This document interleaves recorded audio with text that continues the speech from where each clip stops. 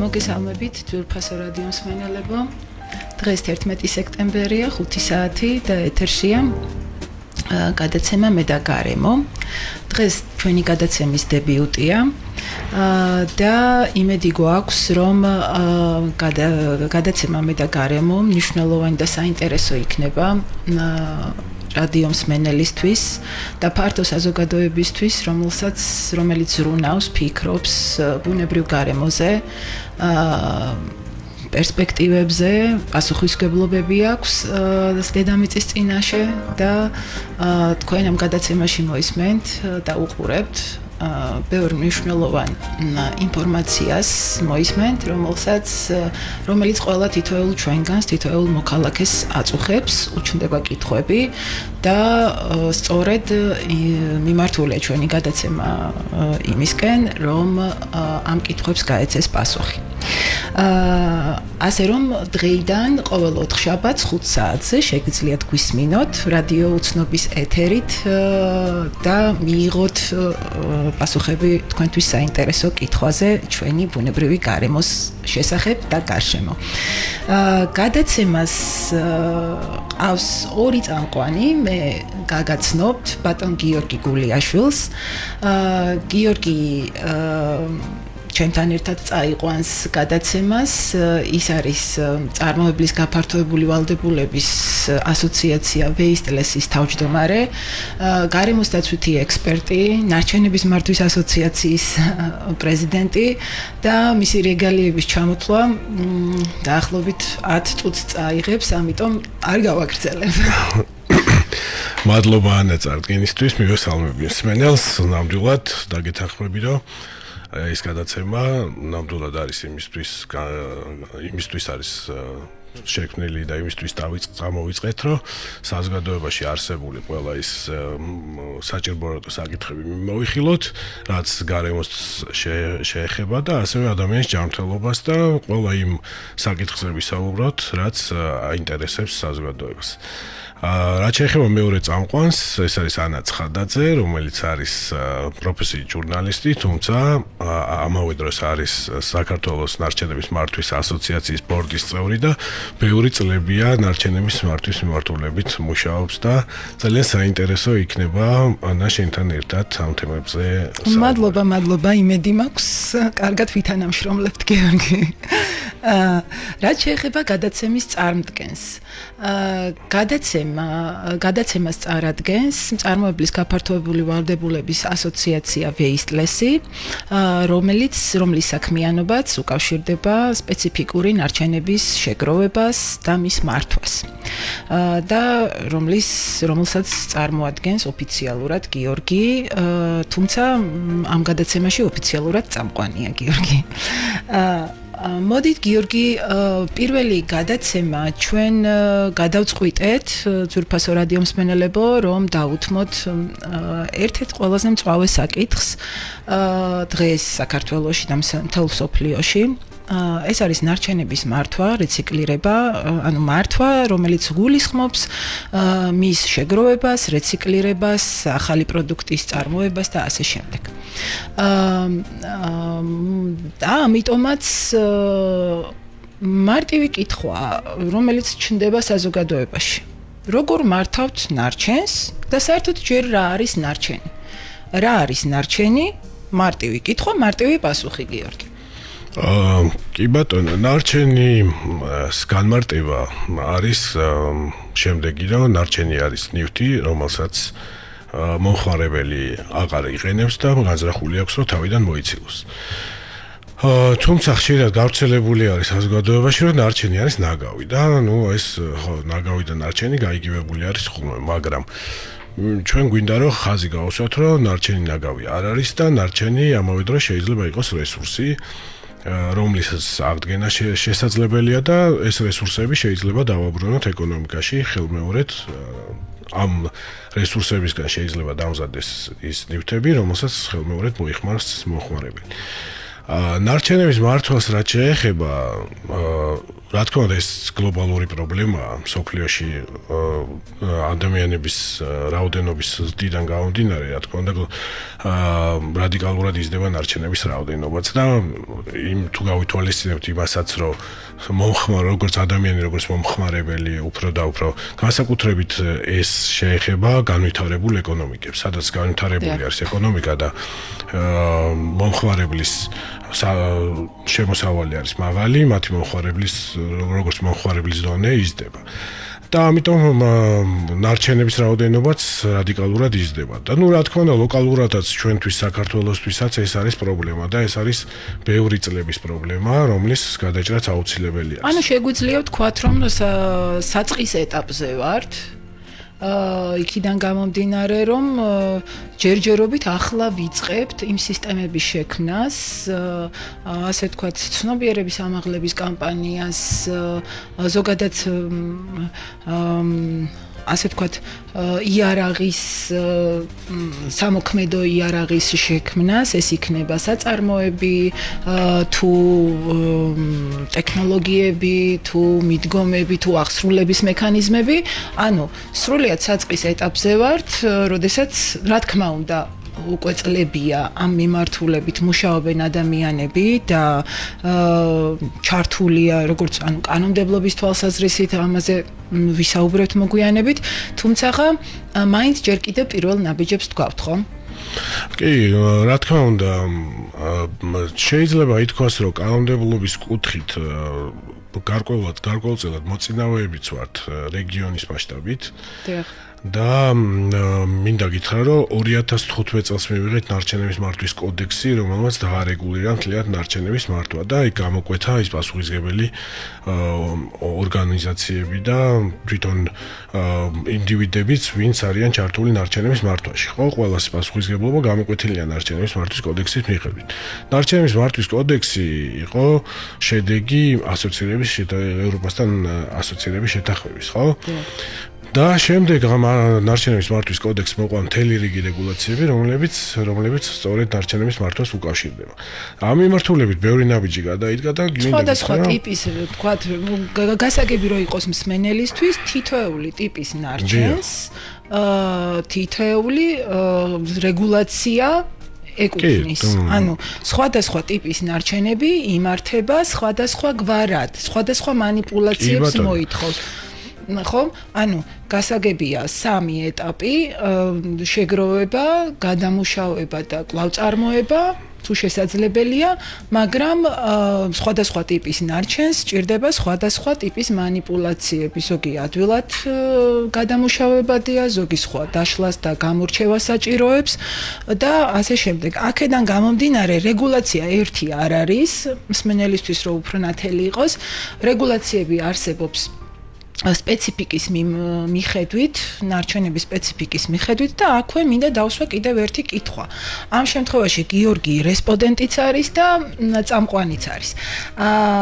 დღეს აი რესურსი, ნარჩენები რესურსია, ხო?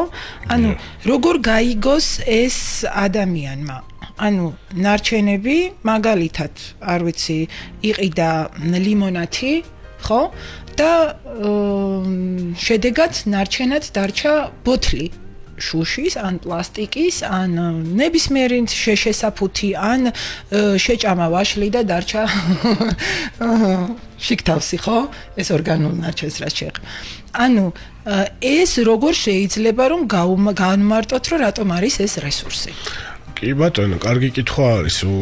მან თუნდა ჩვენ დავაკვირდეთ ერთ რამეს, რომ ნარჩენები პირობითად ის პროდუქტი, რომელიც შესაფუთად გამოიყენება, ხე შენ ბოთლი ახსენე, ხო, იქ შუშის იქნება თუ პლასტიკის იქნება, არ აქვს მნიშვნელობა.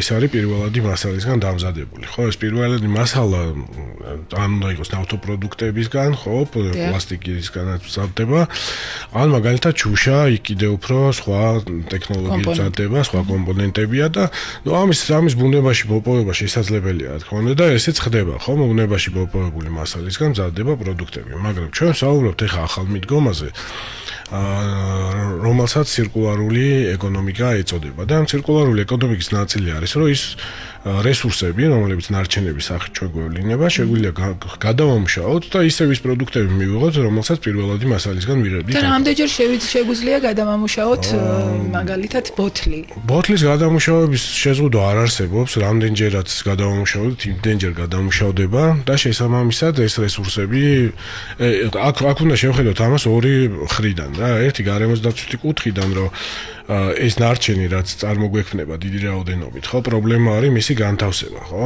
დიახ.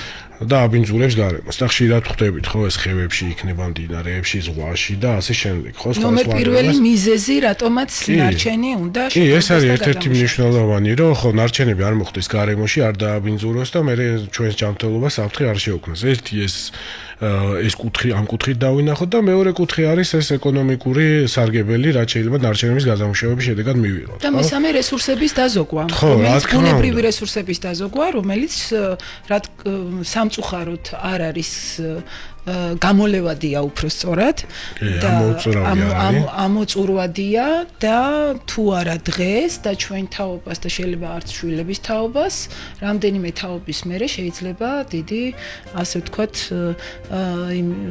პრობლემის წინაშე დადგეს კაცობრიობა, როდესაც ეს რესურსები ამოიწურება დედამიწაზე. კი, აუცილებლად ეს რესურსებთან არის დაკავშირებული რესურსების მოპოვებასთან და ამ მოპოვების შედეგად ჯერ ერთი რომ მართალი ბრძანერო არის მოწურვადი ეს რესურსები და შეიძლება რამდენიმე ათეული წლების მერე აღარ გქონდეს გარკვეული მასალები და კომპონენტები აღარ მოიპოვებოდეს დედამიწაზე. და მეორე არის ის, რომ ამ მოპოვების შედეგად ასევე ზიანს ვაყენებთ გარემოს ისევ და ისევ მიწის რესურსებს ვიყენებთ, ხო, და დაბინძურებას და ასე შემდეგ იმ ჰაბიტატებს, რომელიც ამ მრავალფეროვნებას, და პლუს ნარჩენებით ვაბინძურებთ კიდევ კი, და ამ პროცესში ვიყენებთ სხვადასხვა ენერგიას, ხო, კიდე და ეს იქნება საწვავის სახით თუ ელექტროენერგიის სახით და ასე შემდეგ. ანუ ეს დადასტურებული არის, რომ ნარჩენების გადამუშავების შედეგად მაგალითად ელექტროენერგიის დაზოგვა შეიძლება 3ჯერ და 5ჯერაც კი. და იგივე წყლის დაზოგვა შეიძლება, ხო, პირობითად. და სხვა რესურსების დაზოგვა შეიძლება. ანუ ჩვენ გადამუშავების შედეგად ერთი რომ იმ უფრთხილდებით იმ რესურსებს, რომელიც გარემოდან მოიპოვება და მეორე უფრთხილდებით იმ რესურსებს, რომელიც ამ გადამუშავების შედეგად უნდა გამოვიყენოთ, ხო? და ნაკლებ ზიანს ვაყენებთ გარემოს. ესეც არის გასათვალისწინებელი და იგივე შეიძლება ითქვას, რომ პირველად იმ მოპოვების შედეგად რა დონის დაბინძურებაც ხდება იგივე ჰაერის გაფრქვევის სახით, ხო? ესეც 3ჯერ და 5ჯერ ნაკლებია გადამუშავების შედეგად. ხო, და პირდაპირ კავშირშია გარემოსთან გაფრთხილებასთან და ამიტომ ეს მნიშვნელოვანი საკითხია. ხო, ანუ მარტივი მესიჯებია, ანუ ერთია რომ ზოგავთ რესურს, მეორე რომ ეკონომიკური სარგებელია ქვეყანას და თუ კი უფრო ფართო მასშტაბით ვიფიქრებთ ზოგადად სოფლიოს და მესამე არის ძალიან მნიშვნელოვანი, ანუ ეს ტექნოლოგიები, ეს ასე ვთქვათ მიდგომები და ველოსიპედი უკვე მოგონებულია, ხო? ანუ არ გვიწევს ჩვენ საქართველოში თავიდან რაღაცის მოგონება, ინოვაციის შექმნა, ეს მოგონილია და ხელმისაწვდომია. ანუ ხელმისაწვდომია ინფორმაცია, ცოდნა, ამ სისტემების დანერგვა და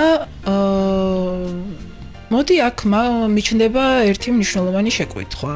ყავს თუ არა ნარჩენების მართვის სექტორი? იმედია ჩვენი ასოციაციის წევრი კომპანიები ამ კითხვის გამო არ განაწყენდებიან, იმიტომ რომ ეს კითხვა ხშირად ისმის და ფართო საზოგადოებამ ხშირად ბევრგან წავწყდომი ვარ, რომ არ იცის, თუ კი მინიმუმ შეგვიძლია პლასტიკის ბოთლების გადამუშავება საქართველოში, ან შუშის მინის გადამუშავება, ან შესაფუთი მუყაოს გადამუშავება და ახალი პროდუქტების წარმოება ამავდროულად და თუნდაც ზეთების და ასე შემდეგ და ასე შემდეგ. ყავს თუ არა ნარჩენების სექტორი დღეს და რა ფორმატით არიან ისინი წარმოდგენილი? კი ბატონო, ამ კითხვას რო უპასუხოთ, მე გამახსენდა ახლა 2015 წელს, როცა ჩვენ პირველად დავიწყეთ ამ თემებზე ესე დეტალურად მუშაობა. და ეს იყო ერთ-ერთი პროექტის ფარგლებში და მაშინ სწორედ ნარჩენების თემაზე იყო ეს პროექტი და იქ შევკრიბეთ პირველად გადამამუშავებელი სექტორი და მაშინ ფართო საზოგადოება ნამდვილად არ იცოდა და ძალიან მცირე წრემ თუ იცოდა რომ ნარჩენების გადამამუშავება ხდებოდა საქართველოში. და მინდა გითხრა რომ მას შემდეგ ყოველ იზრდება ეს ცნობადობა, ცნობიერება იზრდება ადამიანებში, მაგრამ დღეს კიდევ არ არის საკმარისი ეს ინფორმაციის გავრცელება და ბევრმა არ იცის მართლა. ეს უფრო პრაქტიკული ინფორმაციის ნაკლებობაა, როგორ მივიტანო შეგროვილი და სად მივიტანო შეგროვილი თქვათ ნარჩენი. და საერთოდ არსებობს თუ არა ამ თუ იმ ტიპის ნარჩენის გადამუშავების რესურსი საქართველოში, ეს ინფორმაციაც არ არის ხოლმე ცნობილი ჩვენი საზოგადოებისთვის. მაგრამ მინდა გითხრა, რომ რა თქმა უნდა არსებობს ყველა ტიპის ნარჩენს ვერ გადავამუშავებთ და ამას ბევრად განვითარებული ქვეყნებიც ვერ ახერხებენ, რომ ყველა ტიპის ნარჩენი თვითონ გადაამუშავონ, მაგრამ მაგალითად ისეთი ნარჩენები, როგორც არის ქაღალდი, მუყაო, პლასტიკი, შუშა, ამ ტიპის ნარჩენების გადამუშავება საქართველოს შეიძლება და ბევრი წლებია მიმდინარეობს და არსებობს ეს გადამამუშავებელი საწარმოები. მაგრამ აქ პრობლემა არის იმაში, რომ ჩვენ ამას უნდა შევხედოთ სისტემურად. ანუ სისტემური ხასიათის რეფორმა არის დასანერგი, ხო? ჩვენი ნარჩენების მართვის კოდექსის მიხედვით მუნიციპალურ ნარჩენებს მართავს მუნიციპალიტეტები. ანუ ის მუნიციპალიტეტები, რომლებიც თავის ტერიტორიაზე აგროვებენ ნარჩენებს და შემდეგ ამ ნარჩენების ვთქვათ, გადაზიდვა, დასაწყობება, დამარხვით არიან დაკავებული. ხო, ძირითადად ეხლა მიაქვს განთავსებით. შესაბამისად, მეორე მხარეს არის გადამამუშავებელი სექტორი, რომელიც წარმოდგენილია კერძო სექტორის სახით. ესენი არიან საწარმოები, რომლებიც ამ ნარჩენებს მოიხმარენ როგორც ნედლეულს, ხო? და ამიტომ ძალიან მნიშვნელოვანია, რომ მუნიციპალიტეტებმა დაიწყოს სეპარირებული შეგროვება და ამ შეგროვების შედეგად დაგროვილი ეს ნარჩენი უკვე რესურსი არის ამ საწარმოებისთვის. ანუ მნიშვნელოვანია, რომ შეიქმნას მიწოდების ჯაჭვები, რომელშიდაც ყველა რგოლს ექნება თავისი ფუნქცია და პირობითად შეასრულებს თავის მოვალეობას, ხო? მაგალითად მუნიციპალიტეტი როდესაც შეაგროვებს ამ ტიპის ნარჩენებს, შეუძლია გამოაცხადოს აუქციონი, შემდეგ ამ საწარმოებმა შეიძინო და ამ საწარმოებმა გადაამუშავონ და მიიღონ შემდეგ უკვე ის პროდუქტი, რომელსაც და ესეც შეიძლება იყოს ძალიან გამარტივებული ფორმით, მაგალითად არ იყოს როგორც ტენდერის სახით, ან რაღაცა უფრო გამარტივებული ფორმით, როგორც ვიცი, გარკვეულ მუნიციპალიტეტს აქვთ შიდა განაწესში ამის შესაძლებლობა, რომ ასე ვთქვათ, პირდაპირი შესყიდვით გააზღვისონ ან რეგულაცია შეცვალონ, გარკვეულ თანხამდე შეუძლიათ ეს გააკეთონ და სწორი ბრძანე, რომ ანუ სისტემა უნდა შეიქმნას. ეს რგოლი დღესდღეობით მეც მივცემ ჩემ თავისუფლებას და გავაკეთებ კომენტარს. ეს რგოლი რატო არ მუშაობს? ანუ რატო ვერ იზრდებიან და რატო ვერ ძლიერდებიან გადამამუშავებელი კომპანიები? იმიტომ რომ მათ მუდმივი პრობლემა აქვთ ნედლეულის და ლოჯისტიკის, ანუ მიწოდების ჯაჭვი რადგან არ არსებობს, აქედან გამომდინარე მათ უძვირდებათ ნედლეული გადასამუშავებლად, ანუ ნედლეული არის ის შეგროვილი მასალა, რომელიც სპეციფიურად გადაამუშავებს კონკრეტული საწარმო, ანუ იმდენად ძვირი უჯდებათ ამ ნედლეულის მოპოვება და მერე უკვე წარმოების პროცესი, რომ ახალი პროდუქტს, რომელსაც ისინი აწარმოებენ, ან ახალი პროდუქტის ნედლეულს, რომელსაც ისინი ესაც კონკრეტული საწარმოები, ასე ვთქვათ, შედეგად წარმოქმნიან, უკვე საბაზრო ფასი არაკონკურენტუნარიანია, იმიტომ რომ წარმოების პროცესი საკმაოდ ძვირი ჯდება. ამიტომ მნიშვნელოვანია ყველა ჩართულობა მუნიციპალიტეტებისაც, თქვათ, აღმასრულებელი ხელისუფლებისაც, ეს მიმართულების მიხედვით, ამ შემთხვევაში თქვათ სამინისტროსი და თითოეული მოქალაქის როლი. ანუ მოთხოვნა უნდა გაჩნდეს საზოგადოებიდან. აუცილებლად უნდა გაჩნდეს ამისი მოთხოვნა და ეს ამ მოთხოვნას გააჩენს ცნობიერების ამაღლების კამპანია, რომელიც სწორი ინფორმაციის მიწოდებით და აქვე მინდა რომ ხაზი გაუსვა რომ თითოეულ ადამიანს ჩვენს მსმენელს ვინც ახლა გვისმენს waste.less-ზე და სოციალურ გვერდებზე როგორც რადიო უცნობის სოციალურ გვერდზე სადაც გაზიარდება ჩვენი გადაცემის ჩანაწერი და ვინც ნახავს შეუძლია დააკომენტაროს კომენტარი გააკეთოს და იკითხოს მისთვის საინტერესო ნებისმიერი თემა და საკითხი ამის შესახებ და ასევე waste.less-ის სოციალურ გვერდზე Facebook გვერდს გულისხმობ სადაც გაზიარდება ასევე ჩანაწერი დაიდება ანონსები და შემდეგი თვიდან გვპირდებით რომ ერთი გადაცემა მინიმუმ იქნება თემა რომელსაც აირჩევს აუდიენცია ფართო საზოგადოება და ვისაუბრებთ იმ თემაზე გავცემთ კითხვებზე პასუხს. ახლა კი სარეკლამო ჭრაზე გავდივართ, დაგიბრუნდებით.